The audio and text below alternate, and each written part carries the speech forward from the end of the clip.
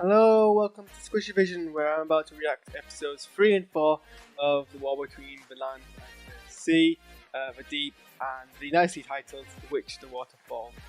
I guess straight off the bat, probably not as strong as the opening 2, but still pretty okay. Like, it's following the strength of the show so far, I think adequately so.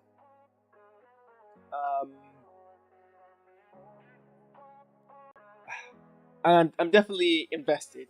I am frustrated with the, as Tide so beautifully puts it, insanity of humanity to sabotage itself. It's actually such a great point, well made, I think. The whole, you came down to our home to kill yourselves, to make your own chances and potential so much worse. And it's like, yes, exactly, because there's no good to come of the strategy. Humans to humans, I guess. Alexa, volume 0. So, I definitely enjoyed that kind of aspect of it. I guess my criticism would be the pacing. I'm not quite too sure about. Bearing in mind we've got basically one more episode of this show left to resolve stuff. One would hope, but I guess it's part of a larger universe, and there is potentially very bold possibility that things aren't reset to the status quo. There's been some quite world-shattering things happening in Torchwood that never get referenced in Doctor Who, as is normally the case. The parent show rarely references the spin-offs, whereas the spin-offs obviously have to serve the parent show. Although even then, I'm not quite sure how much that really happened. Same thing happened with Agents of S.H.I.E.L.D. To the wider Marvel universe. So, and this is pretty significant. The entirety of the planet gets covered in debilitating amounts of plastic is quite significant, and so you wonder if the main show is going to reference it at all. But probably not. It would be nice though, especially because this whole universe kind of thing that they're trying to push. But I'm digressing. That's the future. We're talking about the show at the moment. I do appreciate the amount of time spent building up the descent into the deep part of the sea.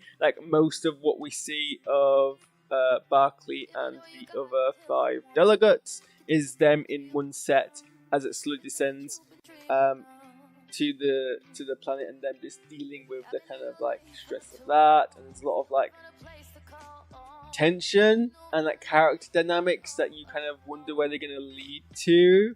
Obviously we know about the general and other 2 unit people, the captain and the scientist.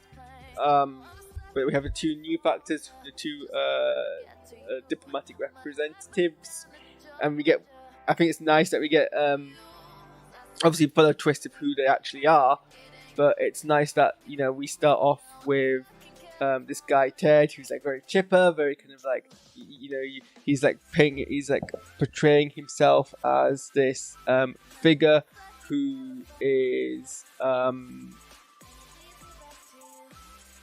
calm, has his head on straight, is reaching with people, and then very quickly the whole idea of sinking into the ocean, especially considering everything that happened with the Titanic submarine.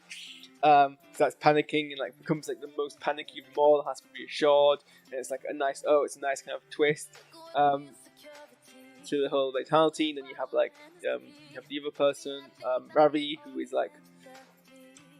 never seen entire time. I noticed nice body language from him, like in the background, him just being like nervous, but like in a way which is very subtle but still recognizable. All of that doesn't really get paid off, but like in a way which I guess kind of is actually pretty good. Like there's an expectation from this build up that their dynamic is gonna like play a factor in like what happens in the next scene, but actually fairly quickly Ted shows his true colours, and he's actually a suicide bomber. The present that he bought is a bomb, a sonic bomb, which kills all the humans, and it's unclear if it kills any of the Homo Aquans. It's kind of suggested that some of them did get killed in it, and I suspect that's probably true given the infrastructure damage, but probably not like as much given that they're not going to drown. Schultz shows a fairly like ease in surviving that, so that might be unique to her variation of Homo Aquans, if she is Homo Aquan. Although I suppose they don't really call them Homo Aquans today, because they call them something else. Can't remember now. But Tide basically says that some of them got killed, but obviously that wasn't the point. The point was that it basically was a false flag operation. They were gonna have on their own set up a bomb and then blame the Homo Aquans for like murdering the diplomats and using it as justification to go to war. I can't tell if I've just lost track, if it's unclear in the show or if it's meant to be unclear about who is complicit. So obviously the blame is going on this organization called what was it called? The Institute. Who's complicit in that and who actually knows? Because the American person and the French person both deny knowledge other than they know about it, but that also suggests that they know that it wasn't the Homo Aquans to set off the bomb. So either they're lying or that's true and there is like a third party in this, but then it's like who leaks like fake footage to the press. But it's also weird because like unit is like acting as if it's a possibility that the Homo Aquans set off the bomb, but everyone like in power seems to like recognize that it wasn't them. Something was getting very lost in like dialogue there, like unless it's meant to be like, well, obviously everybody in power knows, but they're still pushing a narrative that serves them. But for a show, you expect that to be a bit more explicit. Because there's a bit later on where the scientific person goes, I've confirmed the footage is deepfake, she didn't do it. And it's like, well, yeah, but like we all knew it wasn't them. Like we knew it was the Institute. Because there was also an assassination attempt by the Institute against you, and you pretty much already like attributed responsibility to them from unit, so that got a bit confusing. But I mean, so I think it was gonna be revealed that the American guy is involved with the Institute, because there's a whole like severance thing that kind of got linked to it as well, and then that's what Kate Stewart basically finds out next episode. I think is where we're leading to, but there was I got a bit lost there, but not like it was still okay to follow. It was still enough to follow the plot. Speaking of Kate Stewart, Christopher Ibrahim got shot. Oh no, I'm devastated over the loss of that character and that relationship, which I 100% felt for. Oh no, but tragedy, she never got to be open about her relationship with this person that I honestly couldn't have cared any less about that or their relationship. And I'm not going to spend my time talking about it. No one on the internet really likes it either. I can't imagine anyone's really particularly bothered about it. I am bothered by the relationship developing between Sultan and Barkley.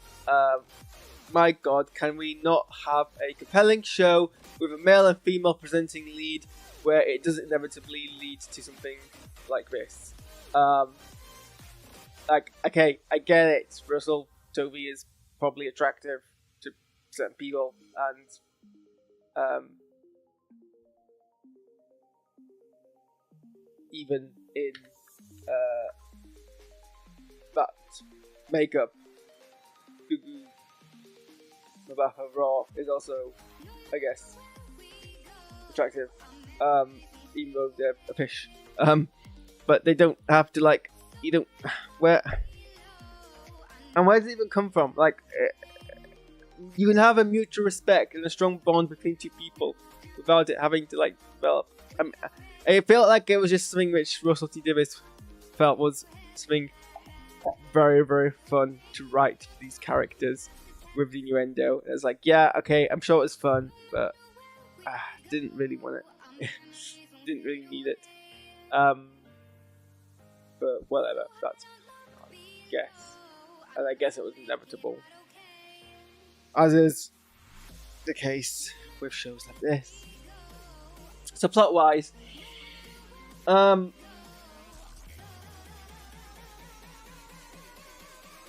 there was a lot to enjoy. Like in the fun episode, we get to see Kate basically themselves out. I liked the scene when they came into the Cobra meeting and everyone was like, we're gonna treat this like war, and she's like, except that one person who was like, you are colonialists, and I'm like, yes, thank you. But everyone's like, oh, we're gonna treat this like war, and she's like, what the heck are you talking about? We're like so close to working on peace. So I mean, we're not close, but like things are going relatively. Like, can you not be warmongers for 1 second? And they're like, nah, because we're human and we're from the West, so obviously we're gonna be. I like that. I like the fact that clearly Kate's like being really worn down by all this. Obviously the bomb thing was frustrating, but I guess inevitable. It has kind of escalated things to a point where I'm like, well, now I've looked one more episode to resolve this. The next episode was basically them being on the run, mugging someone, mugging a poor kid. Like, wow, okay, somewhat problematic, but I guess you gotta survive. And everyone else kind of. I do like this the fact that actually Unit is standing up for itself against like other political forces. When for some bizarre reason the Prime Minister gives an American officer command of British troops. Because what? Why? Kate's like, screw you. I'm not gonna like just kneel over and like let you bulldoze your way into this situation. That she stands off. I mean, maybe she could have been a little bit more threatening. Because I don't think she was, but I mean that was like tense and I appreciated that like actual like assertion of one's grounds.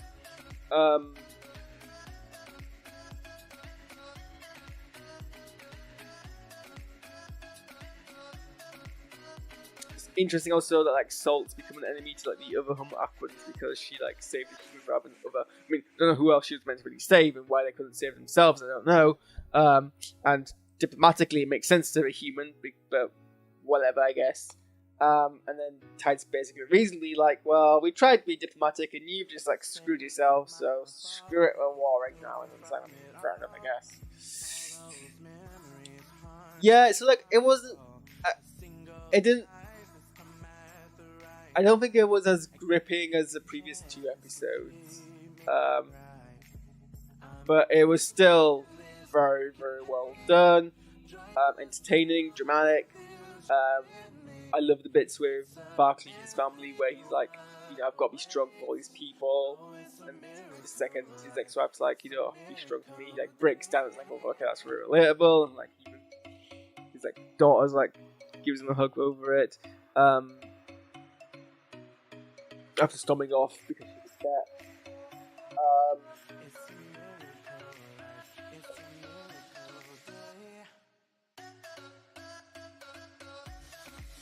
Also, really weird that the CI player said that that episode 4 needed had like a general guidance warning on it, but not episode 3. Episode 3 is like the only like episode 3. Like, nothing happened in episode 4 that's violent. Apart from the flashback to episode 3, but that didn't get a warning. Really bizarre. It's 20 to 3 in the morning, so I think I'm gonna call it there. Let us know some thoughts. It'll be next week to see kind of how we land this show, because I think how we progress things, it can go either way, and whether or not it's gonna have a wider impact on the wider kind of universe. So thanks for tuning in. I am going to set up a stream, so when I do, oopsie, that's going to go now of me accepting the test play. Maybe I'll play that for an hour. So, see you soon.